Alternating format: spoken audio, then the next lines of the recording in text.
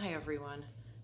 First of all, I'm really sorry that it's been so long since I made a video. I have meant to do one before now, and I haven't. But I have been having people ask me how I'm doing and like asking for an update, and I feel bad. Like my biggest problem right now is that it's summer and the kids, well, one of my kids is home all the time, and I don't like to make videos in front of her. So anyway, I have a couple free minutes. She's downstairs watching TV. So this update's actually going to be a little bit crazy. It's just a crazy update. Like, this is the reason why I've been gone for so long, and I'll tell you that in a minute. So I actually watched my last video. I don't usually watch my videos, and I watched my last video because I could not remember what I had even said or at what point we were at then. So I watched it, and I saw that I had just gone to my family doctor, just got blood test done, but hadn't gotten the results. Or I had gotten the results. I hadn't talked to the endocrinologist about it. So the blood test results showed my TSH was super low, and my T3 and T4 were both high, and my TSI antibodies were also high, which indicates that I have Graves' disease, which is an autoimmune disease. So that I got those results sometime in June, and I took them to the endocrinologist. So before that, though, my family doctor put me on a yeast-free diet because in the blood work, my candida in my body was high. So she wants to try to get that taken care of. So I started the diet, and I did it for, I don't know, a couple days, maybe a week. And I was doing pretty well with it, but it is tough because, it's just, you can't have like a lot of things. So I had my appointment with the endocrinologist June 12th, I believe, and she said based on blood work, it looks like Graves' disease, but she wanted to check my thyroid with an ultrasound for like nodules because those can cause these problems as well. So I said, well, I actually have a thyroid ultrasound scheduled because my family doctor scheduled one for me for the next week. So then she said, okay, just have them send the results to me too. So that was June 12th, and I believe my thyroid ultrasound, I believe, was the 19th, but dates are a little crazy. June, I'm talking about June. Okay, so June 19th, I had the thyroid ultrasound. That was a Tuesday. So my husband took me, we went together. I had the thyroid ultrasound. They don't give you the results, but I knew they wouldn't. So I get home, and my husband, he works second shift, and I just didn't feel very good. Like I said, man, this diet's killing me. Like it's making me feel sick. Whatever. Well, the next morning, I felt worse, and then I was vomiting, and I vomited like a couple times, and I apparently didn't couldn't stop. So I vomited like all day, and I thought that I had a stomach bug. So I sent my youngest daughter to my grandmother-in-law's house. My husband was at work. My oldest daughter is old enough to stay away from me, so I just stayed in my room. Now it's all blurry, and you'll see like what happened here. I'll tell you, but I don't. This is all from what I'm being told from now because I don't remember any of this. So I vomited all day. My husband said when he got home at like 12:30, he came in and I was talking to him, but I said, I really don't want you to stay in here because I don't want you to get sick. And he slept in my daughter's room, the one who wasn't home. So and he said I was still like I was okay, but just not well. So he the next morning got up, and I yelled for him, and he said he came in, and I was like not talking right, like acting strange, and he got like tried to get me up, and I was completely naked on my bed because I was hot, he said, and I had a fever. And he said that he called my older daughter, who's 17, in to help, and he said they couldn't get me up or anything, so he called his mother, and his mom said, well, can we get her into a car? And he's like, no, she won't move, like I can't. I was like dead weight, I was fighting him. And he said, so she told him to call an ambulance. So he called the ambulance, and they came and got me, and took me to the nearby hospital. So at the hospital, I was kind of, I guess, like in and out of it, and like my blood pressure, my heart rate when they got here was 150 or something like that, and I was just laying here at a fever. So anyway, long story, I'll try to shorten it. My husband's like, she has thyroid problems. She's just recently started looking into these. So they had kind of like, toyed with that idea. And so they did a spinal tap to see if it was meningitis. And then I still like not responding, and like kind of, he said at that point I was still with it, not with it, but I was at least talking still. And he said that like my eyes were moving like back and forth like really fast, like I couldn't focus. And anyway, so that was June 21st. And at some point he said it sounded like I was laying there, and he's like, you were just out of it, you didn't really like move much, you didn't like talk, you didn't. After a day or two I was just like silent, except for, he said it sounded like I was like sucking down like a lot of fluid like in from my nose.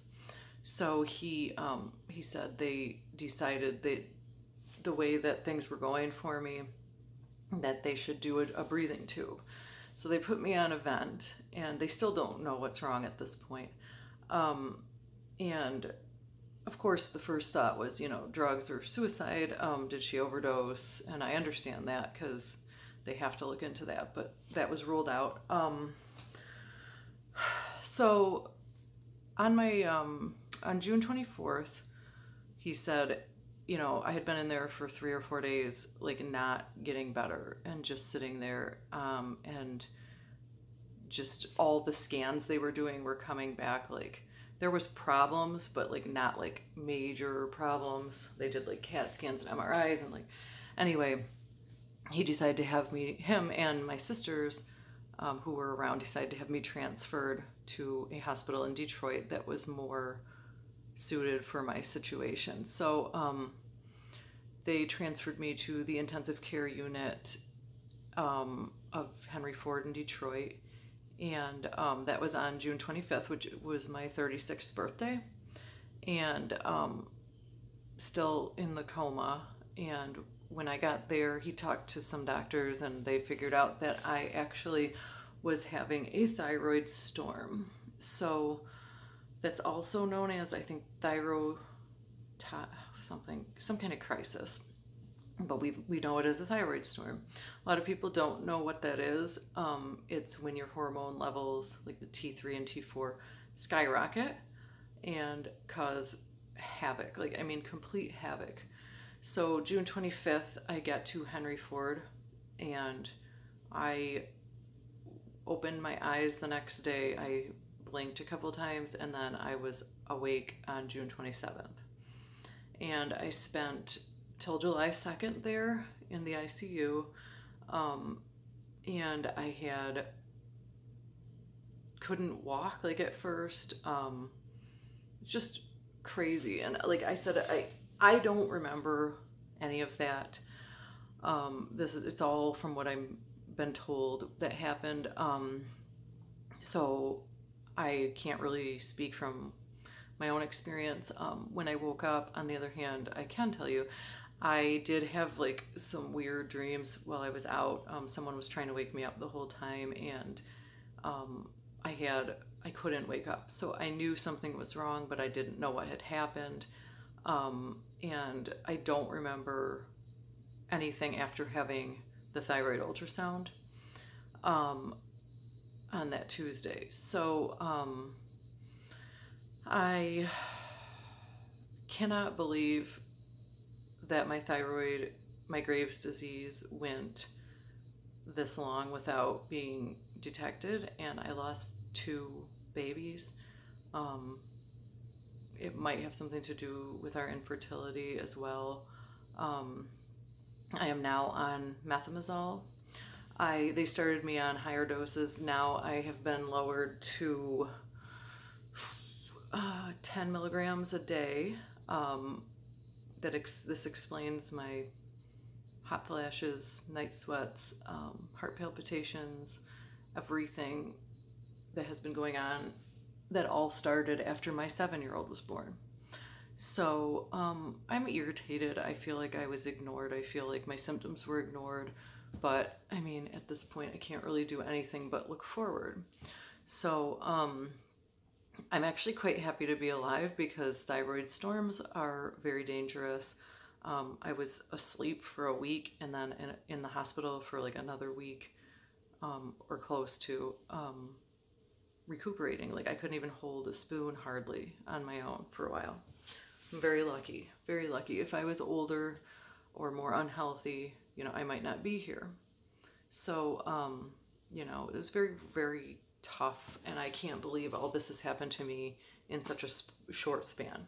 So, I have this, and it's probably going to be backwards. Like, I don't know how that works on camera, but this is what I was diagnosed with. Hospital problem list. Shock. I'll just read it to you. Shock. Acute respiratory failure with hypoxia.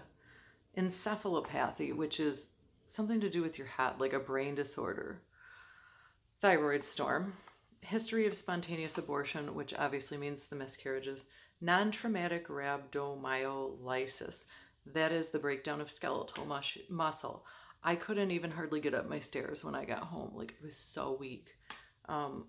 Polyuria. Yeah, my organs were basically like shutting down. Like, my liver enzymes are still high. So at this point, it has been, well, it's August 3rd. It's been a little while. I feel pretty good. I'm obviously not doing that diet right now. It's crazy. Like, I don't even know how, like I said, I just wanted to come on an update. So as far as like the trying to conceive part, I was told by the doctors not to get pregnant until my numbers are stable, and not to, I also was told that this was like, they were really very sure that this was the cause of my miscarriages. And also, yeah, they did say like you can have like a healthy pregnancy on Graves, but you have to be treated. And looking back at my last pregnancy, it makes sense, because I mean the baby's heart rate was ridiculous, like at one point when she was just sitting there. So I feel upset that the maternal fetal specialist never mentioned my TSH being a problem. They brushed these off as flukes. But yes, as far as trying to get pregnant again, we do want to. We probably will have to wait a little while because of the numbers. And I think I'm going back to school in this fall, because I'm tired of, like, something like this happening makes you really like think about things, and like I just feel like what I'm doing now isn't like what I want to do. So that's really my update for now. Like we do want to try to conceive again, and when that happens, I definitely will be recording all of it. But as of right now, like it's just it's not in the cards this second, which I'm okay with. But it won't be long, I don't think. So I'd still like to make updates. I just, sometimes they'd probably be like really boring, but I will definitely try to update more often than every 2 months. So yeah, and I'm gonna try, and I've never been good at this, but I'm gonna try to add some of the pictures from the hospital, the ICU, and how bad it really was to have a thyroid storm. And I may actually make a video about just specifically thyroid storm, but not the second. So anyway, that is my update, and I am going to try to add a couple pictures onto the end of this. So I will talk to you guys later.